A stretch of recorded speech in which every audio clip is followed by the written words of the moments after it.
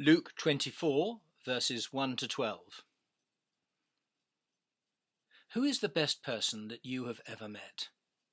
Has there ever been a person whom you really profoundly admire and respect and honour? Someone whom, as well as looking up to, you really love? Someone in whom, look as closely as ever you might, you honestly can't see any flaw? A person whom you really believe to be able to transform the whole political future of the nation? Well, it gets harder and harder to picture such a person the longer I go on, doesn't it? But suppose you had indeed found one such. You wouldn't ever want to let him or her go, would you?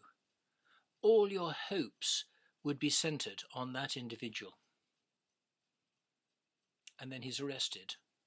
The crowds which were so warmly supportive suddenly turn against him. And before you know what's happening, he's tried in a kangaroo court and executed. And the bottom has fallen out of your world. All those hopes come to nothing. All your sense of personal loss. He's gone, and there's nothing you can do about it.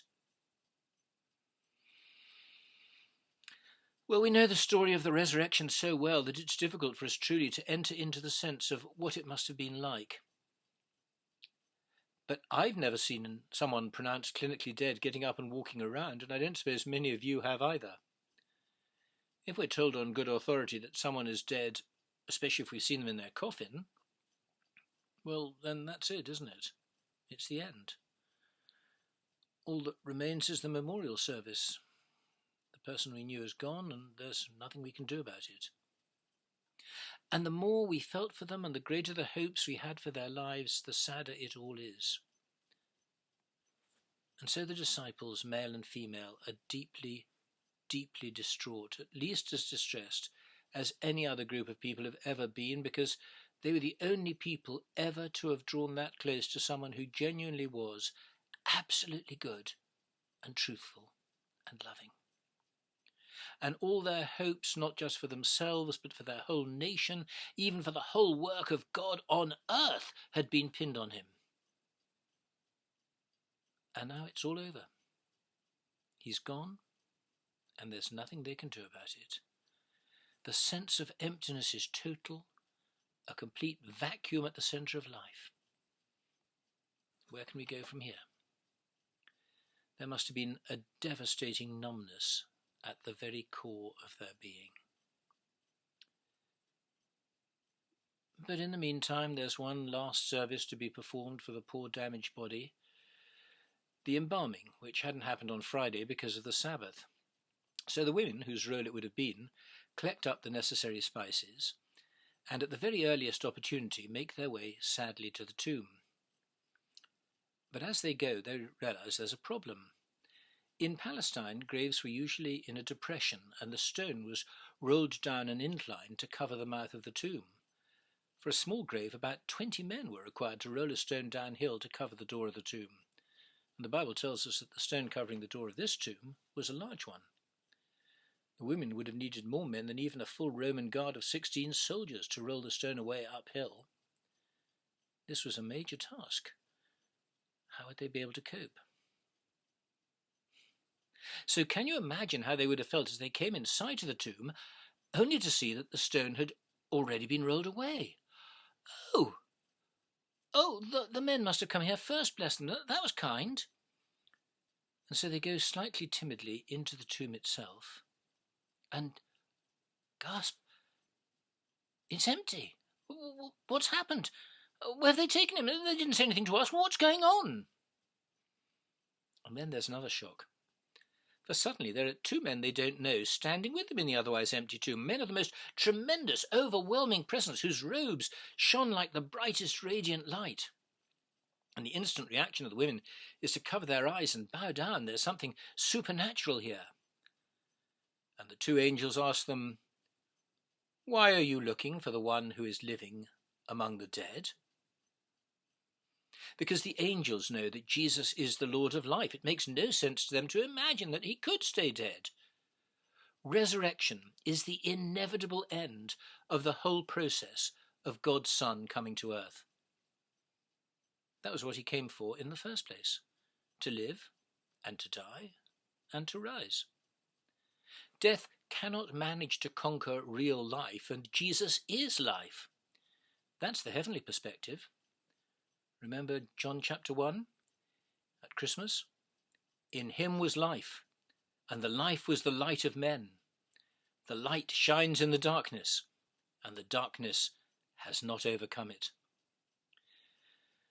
But the women are typical of humanity. They can only see the question from a human perspective, which cannot imagine how someone undeniably dead can possibly be alive again. So they look for Jesus in the tomb. They haven't understood him or God's plan. They and we only play the film's first reel. Remember in the days when films came in 2 reels and there'd be a little stop in the middle when they loaded the second reel? If you stop at the end of the first reel, everything's dark, but in the second reel the story is continued and the hero triumphs over death itself. So the angels tell them the ending, that Jesus is risen, the grave cannot possibly hold him. And they remind the women that Jesus himself had predicted exactly this to them back in Galilee, even though at the time they hadn't been able to understand it. And the women say to each other with a dawning sense of wonder, "That's right, he did say that, didn't he? That he'd be delivered into the hands of sinful men, be crucified, and on the third day be raised again. It's all happened just as he said it would. I can't believe it. Can it be true? Quick, let's fetch the men." And off they rush. Picture their emotions torn between hope and doubt as they come panting in to the 11 disciples. And all that happens is that they get pooh-poohed and patronised. "Oh, you're hysterical, dear. It's quite understandable, of course. I mean, we're all very upset, but the fact is Jesus is dead. I expect you met a couple of the gardeners. You probably went to the wrong tomb or something. Come and have a nice cup of tea. It takes a man to cope with this sort of thing." I'm afraid it's all too typical of how we men have treated women throughout most of history. Let's just remember that the men were wrong, and the women, whose testimony couldn't even count in a court of law in those days, were right. So let's be humble. Only the very sensitive John and Simon Peter, a man who had been taken down a peg or two, still raw at the memory of how only 2 nights before, when the chips were down, he had denied he knew Jesus at all. Only they are open to the possibility that the women may be talking sense. So Peter runs off to see for himself, and when he finds the tomb empty, but the grave clothes still there, he can't get his head round it at all. So he goes off walking in the garden, trying to make sense of all that has happened. Now, so far have you noticed that none of Jesus' followers have actually met the risen Lord. They are in an intermediate state between hope and disbelief. They want it to be true, but it seems too much to believe. How can it be so? They simply can't imagine how great God's plan is. Death seems so final. And still today, there are a lot of people, even within the church, who find themselves trapped by an inability really to believe that God is not limited by anything. He has unimaginable plans, and nothing can obstruct them if he so chooses. There may be nothing we can do about a situation, but there is no situation that he cannot transform. No Christian should ever be without hope, whatever the problem. We are the people of hope. If only we lived that hope out in our daily lives, then what a witness that would be to so many people struggling right now, struggling through existence on the verge of despair. What do people filled with hope look like? Well, they aren't those who swan through life with no problems. They are people who face difficulties of all sorts, but are able to look beyond them because they know that God is in control of even the direst situation, that he will bring a resolution in his perfect timing in one way or another, and that his purposes are loving ones.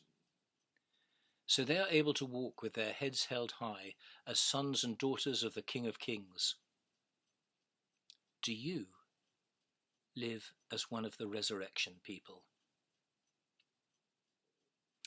This same man who walked away from the empty tomb trying to understand what was going on later wrote, 1 Peter 3:15, "Always be prepared to give an answer to everyone who asks you to give the reason for the hope that you have." His expectation is that our lives will be so distinctively different that people will ask us how we're able to have that special quality in our attitudes and behaviour. And we'll be able to reply, because whatever problem I have, however black it may seem, and indeed be, the historical fact that Jesus came back to life from the grave assures me that one day, even if only in eternity, it will all be resolved for good. People outside in the streets around us at this time need a hope like that, and we need to live by it. Hope is our rightful inheritance as Christians. What a pity that we so often fail to claim it and enjoy it.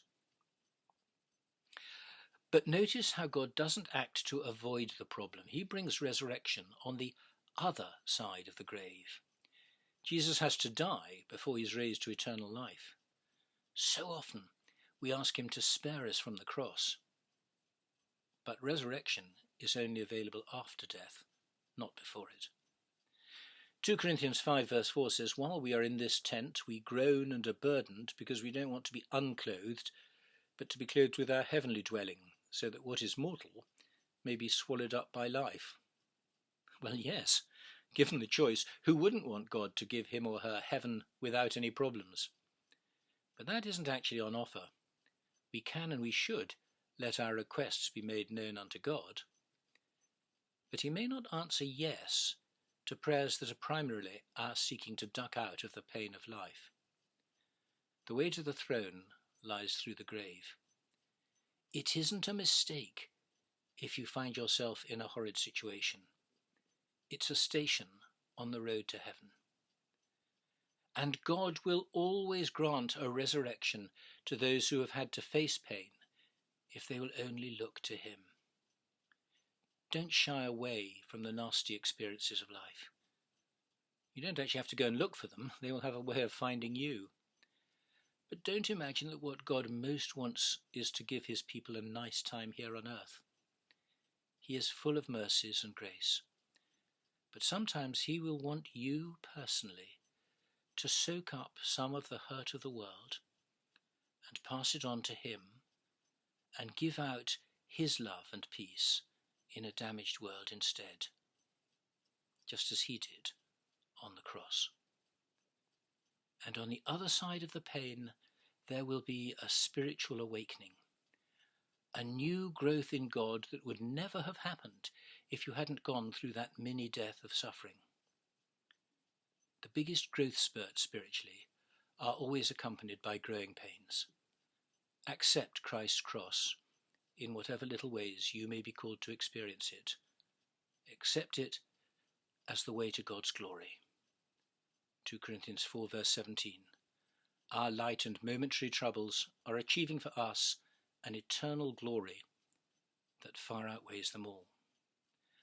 A people of hope, a people of weakness, and a people who are just ordinary.